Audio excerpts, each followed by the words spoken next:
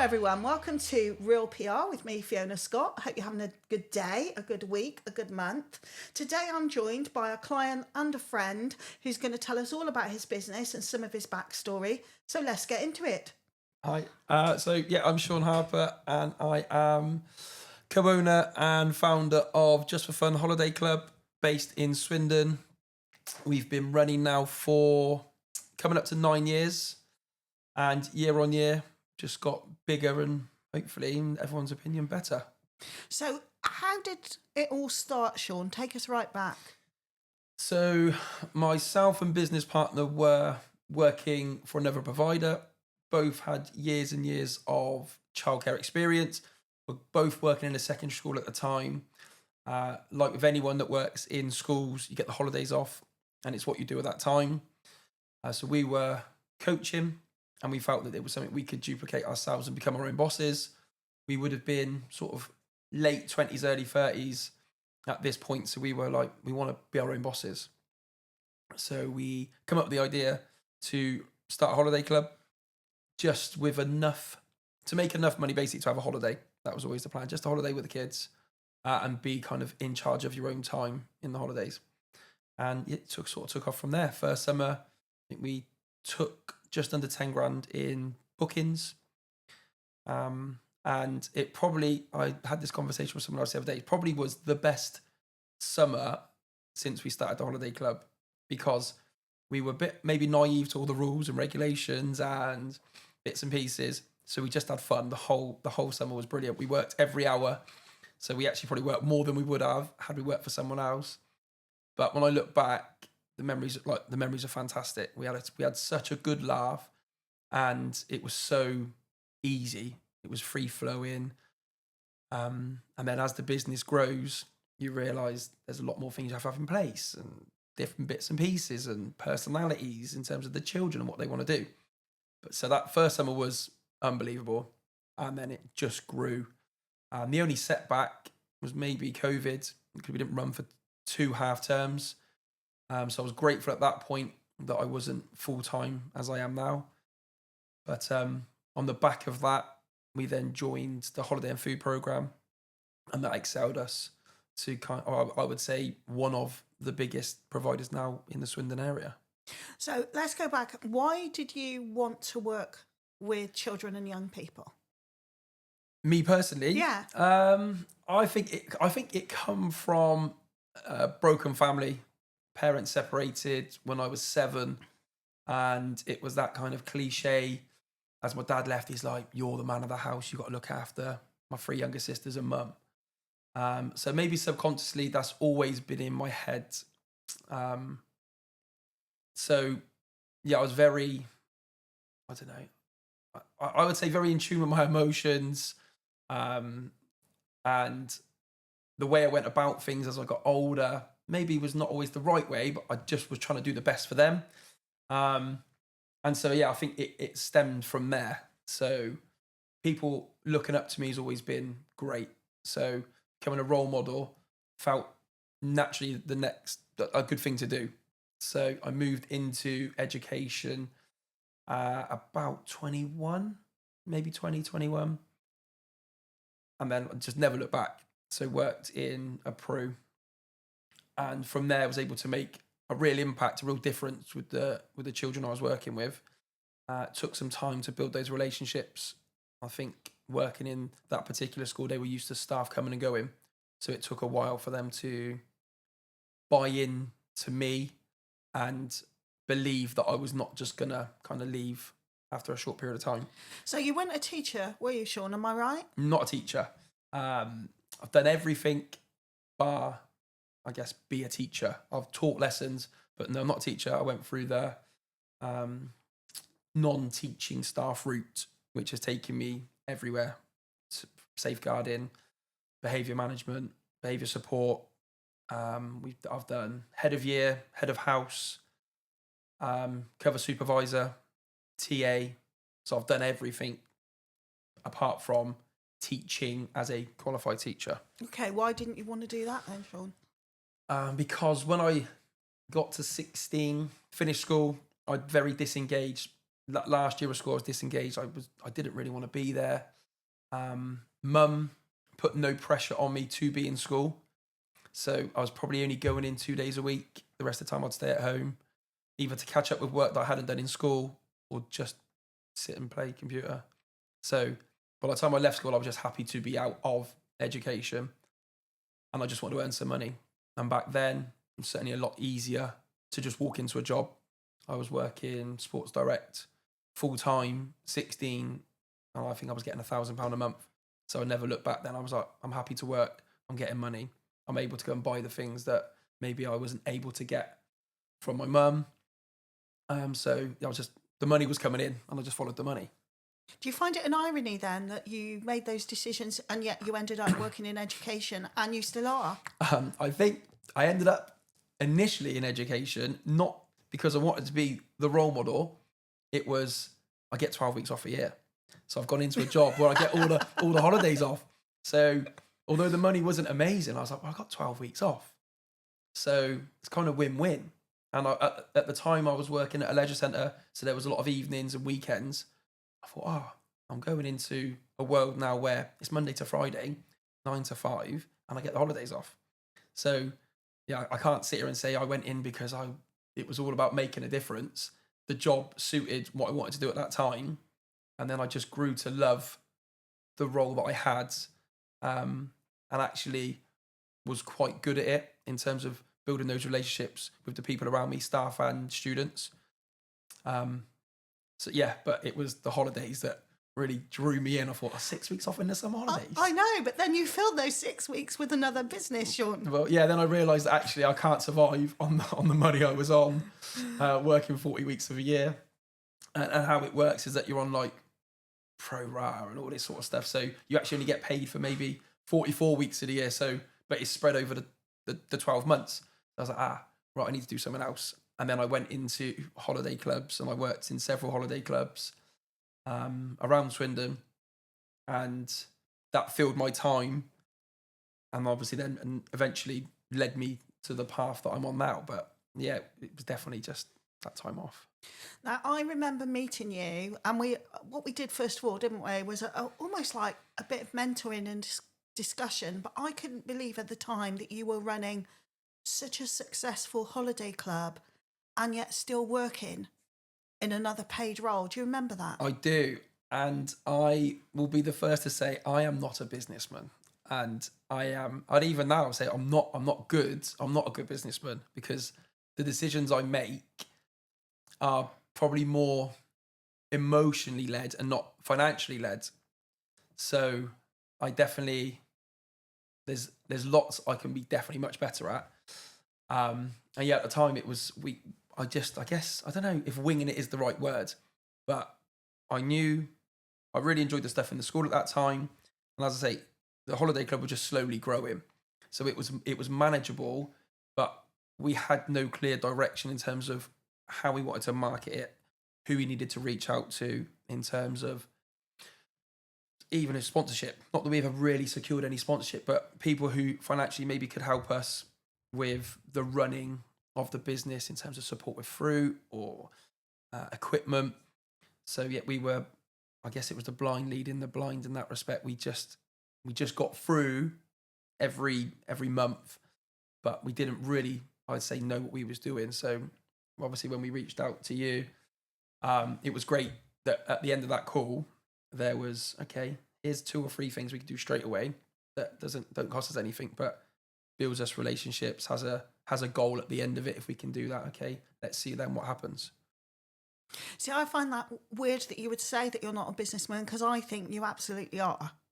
And that good business people, male or female, doesn't matter, always know that they've got more to learn and there's more to do, and they're never perfect. I think once you're perfect, it's the day you stop, to be honest. I think if I ever get to the end of what I'm striving to do, I think that's a problem, because the chase, I enjoy the chase with anything. So if I get to the end, it is the what's next. I wouldn't be able to just sit there. It would be like, what's the next plan?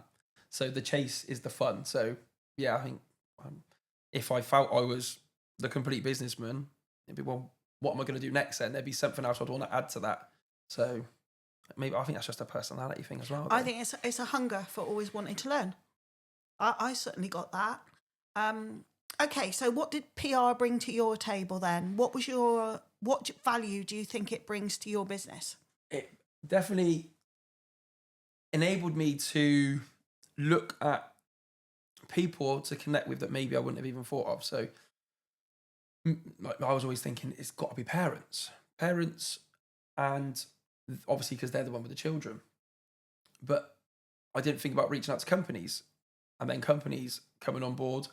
They've got their own kind of following. We've got our following. Put those together, and then there's a synergy of working with a company maybe who's got a great reputation, because no different to parents looking for a holiday club that's Ofsted registered. If a business has got a really good reputation and they're being seen to support us, okay, well, if they're good enough for that business, then we'll give them a chance. So yeah, it allowed us to connect with people, and build those connections and do some work together that is good, sort of good PR, but a good relationship that after we've done that said event, we then stay in touch. And what else can we do together? Oh, actually, we know someone who might be really great for you, whether it be a potential coach or someone we can work with to do something else, depending on the time of the year. There's different events. This particular company are really big at this, so maybe you could work together. So it opened my eyes and opportunities as to where we could take the business and sort of expand those relationships.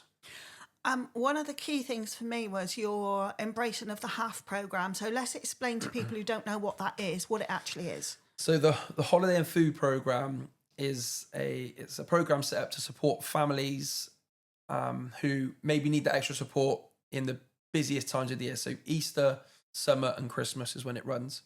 And there's some funding for children to attend any holiday club, doesn't have to be ours, where they'll get 4 days of the holidays paid for, and that's 4 hours per day. So they get 16 hours over a week. For the summer, they get 4 weeks. So what's that? 64 hours. 64 hours. Yeah. And it's up to the provider really how they want to spread that. We were one of the first to sign up to that program. I want to say it was in like 2001. And we didn't want, it worked both ways. We didn't want children finishing early. So we typically, our shortest day is 6.5 hours. If a child leaves after 4 hours, not only is it a headache for us to kind of stop what we're doing to sign up all the children, but also, as anyone will know in childcare, nothing always runs to plan. So if we plan to say have a Nerf gun battle, and by 1 o'clock we've not had it, then I've got children going home that have not done maybe what they signed up to do. So we said, right, we'll give them an extra 2.5 hours. So we got kind of one big sign in, one big sign out, and then anyone that comes would not be able to tell the difference between, like I say, a half-funded place and a private place. All the children are mixed in. I know initially some providers had it very separate, but I don't think that sends the right message. So everyone deserves an opportunity to join in with all activities and not be, in a certain place away from bit. So yeah, we just embrace it straight away. And it's been good for both of us. As a business, it has allowed us to grow, but we've also reached thousands of children and parents and been able to support. And not only do we support the children with a place to go during holidays, but it's obviously we signpost parents to different agencies that might help them. And we provide food, which is part of the program. You need to provide a meal for the children. So we have sort of an unlimited fruit at snack time. Lunch is a hot or cold option, depending on what the children want. So yeah, it works for everyone, not just the children, but the families benefit as well. Because it means their children who may have stayed at home, played on computer games, or might have been bored, and now doing something, getting active, making friends, making memories. Which is, for us, is a big part of what we do. We want children to come back, and certainly my experience of holiday clubs as a youngster, and similar to Mike's, was they were really big for us as children. So we want that to be the same with our business. I've really liked the way you agreed at the very beginning that those children would not be singled out by having to leave early in any way. they would just have the same experience as every other child there. So unless the child reveals that they are on free school meals or from a low income family, there's no reason that anyone would know. No. Which means they're not singled out.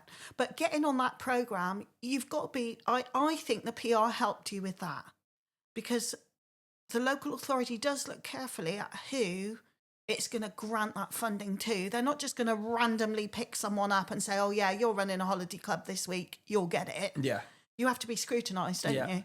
And at this point, we've been running for maybe, I don't know, maybe 3 or 4 years. So we were certainly growing our audience. Reviews were really good.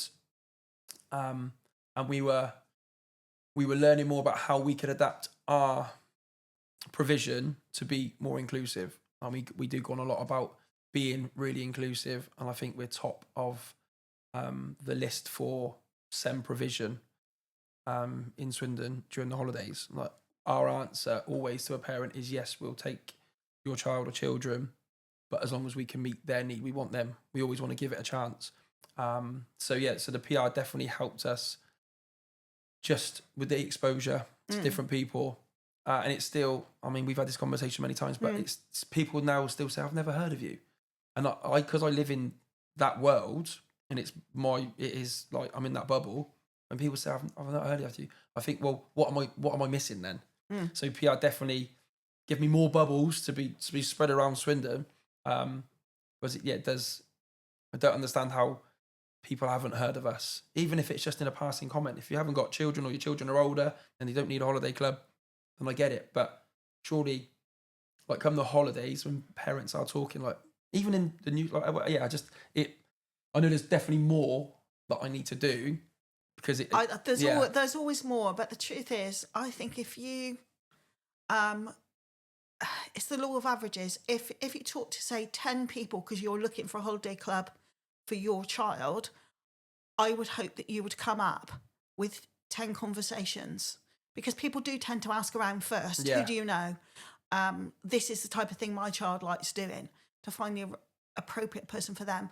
But also, a little test you might want to try over the next few weeks is try something like ChatGPT and ask, top 10 providers of holiday clubs in Swindon, and let's see where you come. Yeah.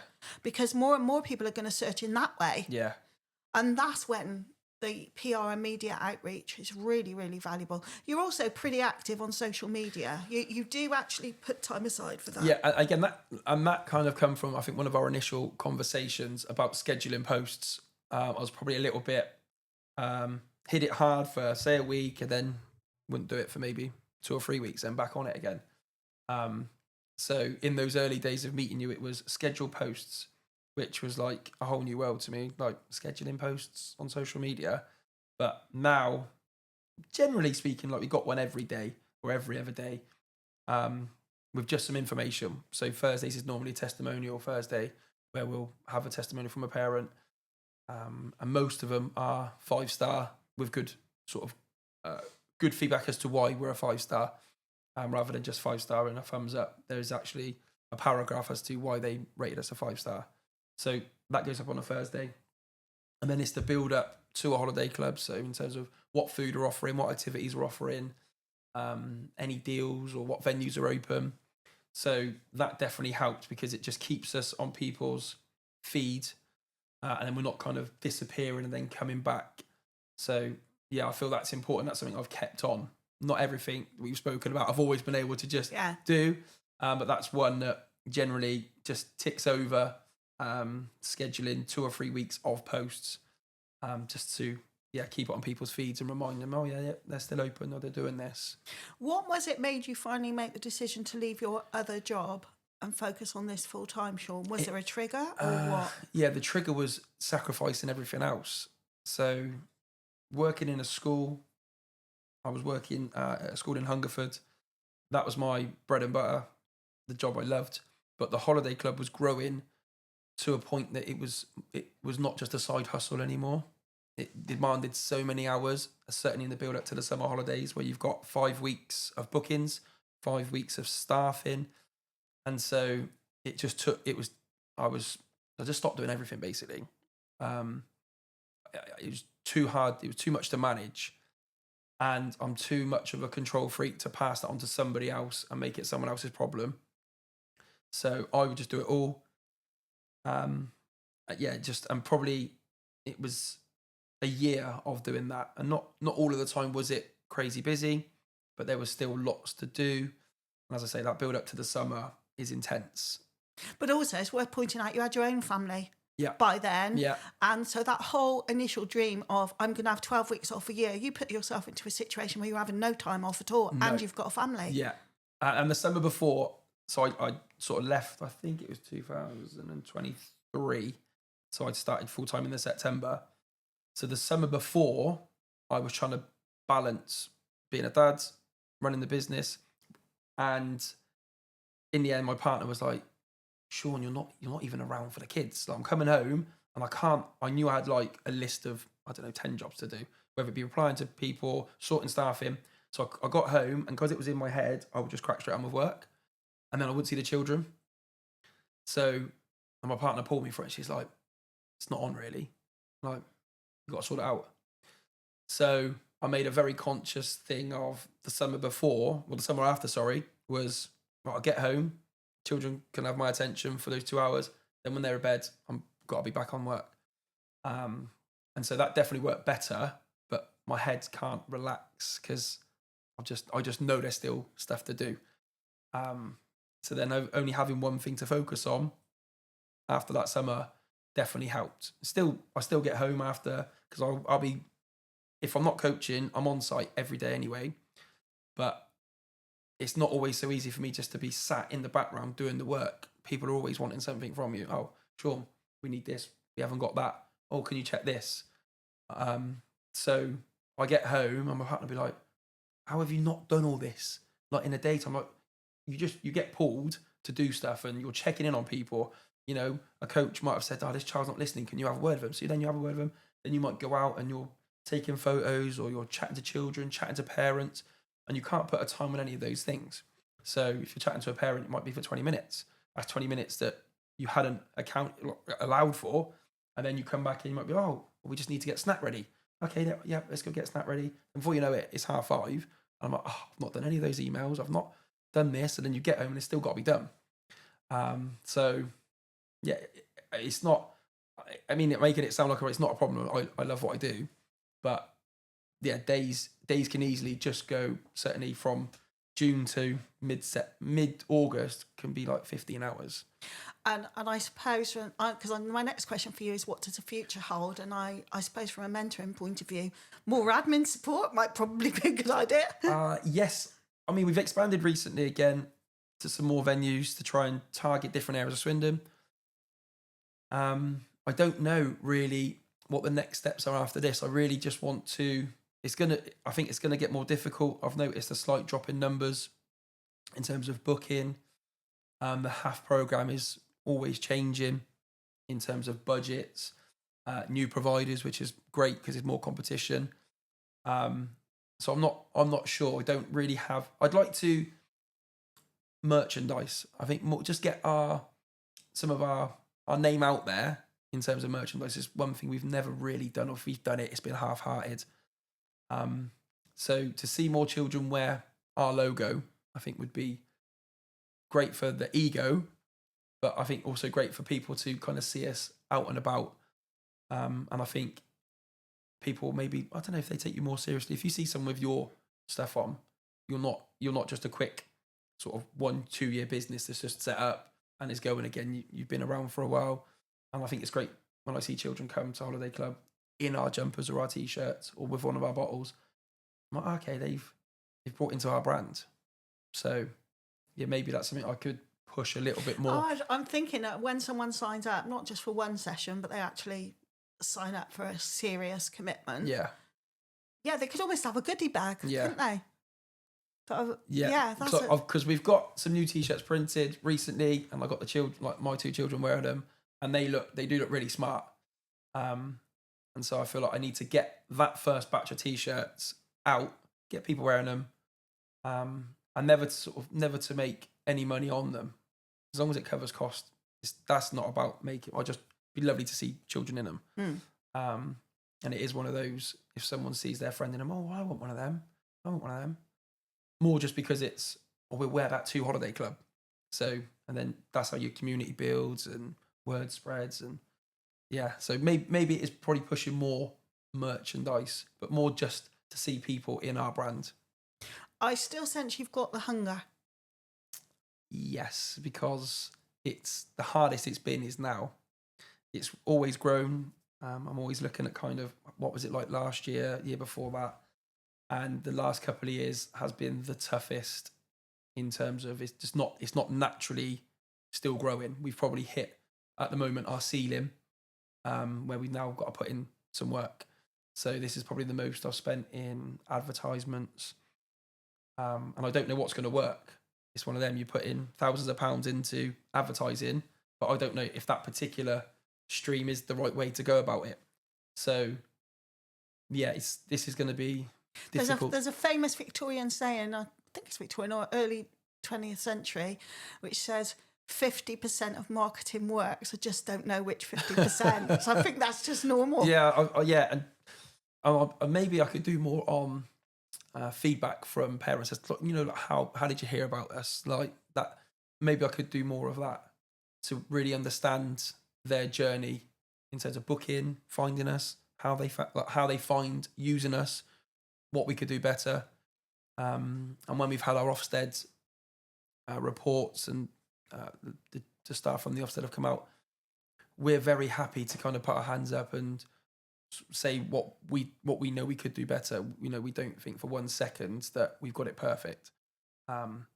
So when people give us feedback, I'm happy for that, even if it's negative, because if I don't know it, I can't fix it. Yeah. And I'd say sometimes I'm just so blinkered as to what we're doing, and I think it's right because no one's told me it's wrong. If someone tells me it's wrong, okay, let's adjust it. Let's tweak this. Whether it could be anything. I'm always happy to have a look to see if it does work and would be better for that parent journey. Sounds like we need another planning session, Sean. Yeah. But we've run out of time today. That flew by. That did, didn't it? Yeah. So let people know who are listening or watching, how can they find you? How can they find information about Just for Fun? So our website is justforfunholidayclub.co.uk. We've got our frequently asked questions section. We've got to meet the team. We're on social media, so we're on Facebook. We're on Instagram. I'm personally on LinkedIn, although that's probably the thing that I don't use the most. But yeah, you can, if you search us for Fun Holiday Club, check out our reviews. Don't take my word for it. Take parents' words for it.